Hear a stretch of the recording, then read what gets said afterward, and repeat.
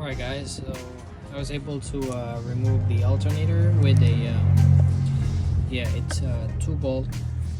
This one is well, both of them are 14mm bolts, so that's the top one right there, and then this is the bottom one right here. So one here and then one down here. So okay, so there we go. We were able to take out the water pump. This is our new water pump. That's the model number right there.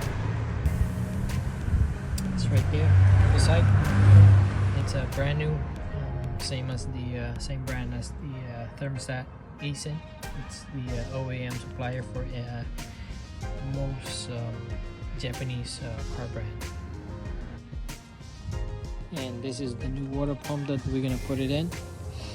And yep, don't ask me, you know what you're thinking. So make sure that the rubber seal is tucked in all the way in there in those corners, so that the seal will be nice and neat.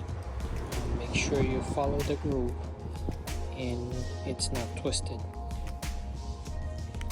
so that once you put it back in there, it's gonna be laying flat and nice. And just like that, the new water pump is installed, and all the bolts are tightened up. I don't know what's the torque spec of these, so I just went with my intuition.